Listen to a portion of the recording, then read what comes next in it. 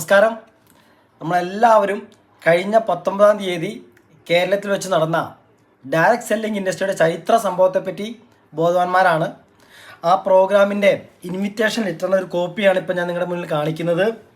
നിങ്ങൾക്കതിൽ വ്യക്തമായിട്ട് കാണാം. അതിൽ പങ്കെടുത്തിരിക്കുന്ന ആൾക്കാരുടെ ലിസ്റ്റും കൂടെ ഇതിൽ നമ്മുടെ IAS ഓഫീസറുടെ ഇൻവിറ്റേഷൻ ലെറ്റർ ഇവിടെ കൊടുത്തിട്ടുണ്ട്. അതിൽ കാര്യപരിപാടിയുടെ ഭാഗത്ത് ഞാനൊന്ന് സൂം ചെയ്യുകയാണ്. അവിടെ നമ്മുടെ സ്വാഗതം ശ്രീ അജിത് കുമാർ IAS, സെക്രട്ടറി ഭക്ഷ്യ പൊതുവിതരണ ഉപഭോക്തൃ കാര്യ വകുപ്പ്.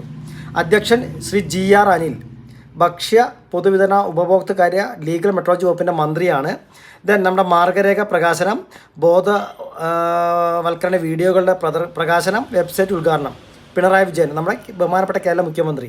ഇനി നിങ്ങൾ അതിൻ്റെ താഴത്തേക്ക് കൊടുത്ത ആൾക്കാരുടെ പേര് ഞാൻ വായിക്കുന്നില്ല, നിങ്ങളൊന്ന് നോക്കുക. ധനകാര്യ വകുപ്പ്, തൊഴിൽ പൊതുവിദ്യാഭ്യാസ വകുപ്പ്, MLA മാർ, MP മാർ, നമ്മുടെ IAS ഓഫീസേഴ്സ്. അതിൻ്റെ ബാക്ക് സൈഡ് ഒന്ന് കാണിക്കുകയാണ്. ഇതാണോ ഞാൻ പറഞ്ഞു വരുന്നത്? ഡയറക്റ്റ് സെല്ലിംഗ് ഇൻഡസ്ട്രിയുടെ പിക്ചർ മാറിക്കൊണ്ടിരിക്കുകയാണ്. ഇത് ഇന്ന് നമ്മുടെ കാലഘട്ടത്തിലെ വളരെ പ്രധാനപ്പെട്ട ഒരു കരിയറായിട്ട് ഒരു പ്രൊഫഷനായിട്ട് മാറിക്കൊണ്ടിരിക്കുകയാണ്. അതിൻ്റെ ഭാഗമായിട്ട് വളരെ ചെലവേറിയ പ്രവർത്തനം ഗവൺമെൻറ്റിൻ്റെ സൈഡിൽ നിന്ന് നമുക്ക് വേണ്ടി ലഭിച്ചിട്ടുണ്ട്. ശരിക്കും പറഞ്ഞാൽ ഇപ്പോൾ കഴിഞ്ഞ 19-ാം തീയതിയിലെ നമ്മുടെ പ്രധാനപ്പെട്ട പത്രങ്ങൾ, ഞാൻ പത്രത്തിൻ്റെ ഹെഡിങ് നിങ്ങൾ കാണുന്നുണ്ട്. അതിൻ്റെ ബാക്ക് സൈഡിൽ നോക്കൂ. അതിൻ്റെ ബാക്ക് സൈഡിൽ ഒരു ക്വാർട്ടർ പേജ്, മലയാള മനോരമ നിങ്ങൾ വായിച്ചിട്ടുണ്ടാവും അല്ലേ? അതിൻ്റെ ഒരു ക്വാർട്ടർ പേജ് മുഴുവൻ ഓൾ കേരള എഡിഷൻ. ഞാൻ അതിനെപ്പറ്റി 2 വാക്ക് പറയാം. ഞാൻ അറിഞ്ഞപ്പോൾ അല്ലെങ്കിൽ സംസാരിച്ചപ്പോൾ മനസ്സിലാക്കാൻ പറ്റിയ കാര്യം, ഒരു പത്രത്തിൻ്റെ ഒരു ക്വാർട്ടർ പേജ് പരസ്യം ഓൾ കേരള എഡിഷനിൽ കൊടുക്കണമെങ്കിൽ അതിന് ചിലവാക്കേണ്ടി വരുന്ന തുക ഏകദേശം 16 ലക്ഷം രൂപയോളമാണ്. എന്നാൽ ഗവൺമെൻറ്റിന് അതിലൊരു സബ്സിഡി ഉണ്ടെന്നാണ് ഞാൻ മനസ്സിലാക്കുന്നത്. എന്നാലും ഇങ്ങനത്തെ നമ്മുടെ നാട്ടിൽ ലഭ്യമായ 19-ാം തീയതി ഇറങ്ങിയ എല്ലാ പത്രങ്ങളിലും കേരള ഗവൺമെൻറ് ഈ ഒരു ഇൻഫർമേഷൻ പബ്ലിഷ് ചെയ്തിട്ടുണ്ട്. നിങ്ങൾ പത്രത്തിൻ്റെ ഹെഡിങ് വായിച്ചു അല്ലേ? അതാ ആ പത്രത്തിലെ ആ പത്രത്തിലെ വാർത്തയാണ്. ഇത് വരുന്നത് മാതൃഭൂമിയാണ്. ഓക്കെ, ഞാൻ അത് ഇവിടെ വെച്ചു.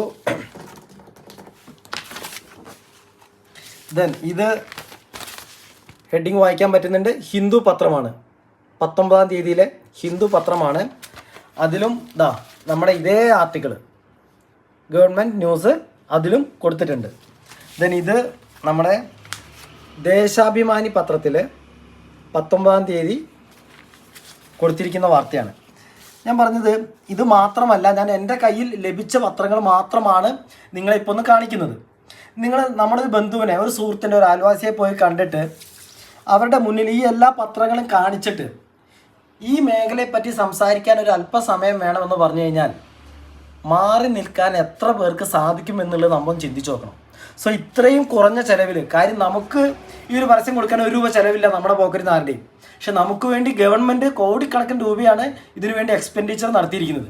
സോ ഇത്രയും തുക ചിലവാക്കിയത് നമുക്ക് വേണ്ടിയാണെന്ന് തിരിച്ചറിയാനുള്ള ഒരു സാമാന്യ ബോധത്തോടു കൂടി വേണം നമ്മുടെ എല്ലാ ഡിസ്ട്രിബ്യൂട്ടേഴ്സും ഇന്ന് മുതൽ പെരുമാറാൻ. കാരണം ഇത്രയും കോടിക്കണക്കിന് രൂപ ഗവൺമെൻറ് മുടക്കിയത് നമ്മളൊന്ന് മുതലാക്കണം. നമ്മളെപ്പോഴും അവസരം എന്നൊരു വാക്കിനെ പറ്റി കേൾക്കാറുണ്ട്. അത് ഉപയോഗിക്കുന്നതിന് ഗുണമുള്ളതെന്നാണ് അതിൻ്റെ അർത്ഥം. അവസരം എന്ന വാക്കുകൊണ്ട് അർത്ഥമാക്കുന്നതാണ് ഉപയോഗിക്കുന്നവന് ഗുണമുള്ളത്. അവസരം എല്ലാവർക്കും ഉണ്ട്, പക്ഷെ ആരാണ് അത് ഉപയോഗിക്കുന്നത് അവർക്ക് മാത്രമേ അതുകൊണ്ട് ഗുണം ഉണ്ടാവുള്ളൂ എന്നുള്ളതാണ് അതിൻ്റെ അർത്ഥം. അപ്പോൾ ഇങ്ങനത്തെ വളരെ ആലോചിച്ച് നോക്കും. നമ്മുടെ ആരുടെ ബന്ധുക്കളുടെ, സുഹൃത്തുക്കളുടെ, അയൽവാസികളുടെ വീട്ടിൽ പോയാൽ ഈ പത്രങ്ങളൊക്കെ ഫ്രീ ആയിട്ട് കിട്ടും.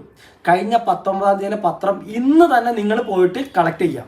നിങ്ങൾക്ക് കഴിയാവുന്നിടത്തോളം എണ്ണം ഡിഫറെൻറ്റ് പത്രങ്ങളുടേത് നിങ്ങൾ കളക്ട് ചെയ്യുക. കാരണം ഒന്ന് ആലോചിച്ച് നോക്കൂ, ഈ 4 പത്രവുമായിട്ട് നമ്മളൊരു സുഹൃത്തിന് വീട്ടിൽ പോയി, ഇത്രയും പത്രങ്ങളിൽ ഇത്രയും സീരിയസ് ആയിട്ടാണ് ഗവൺമെൻറ് ഈ മേഖലയെ സമീപിക്കുന്നത് എന്നുള്ള ഒറ്റ കാര്യം പറഞ്ഞു കൊടുത്തുകൊണ്ട് തന്നെ ഈ മേഖലയുടെ ലീഗാലിറ്റിയെ നിങ്ങൾക്ക് എളുപ്പത്തിൽ മനസ്സിലാക്കിക്കാൻ പറ്റും.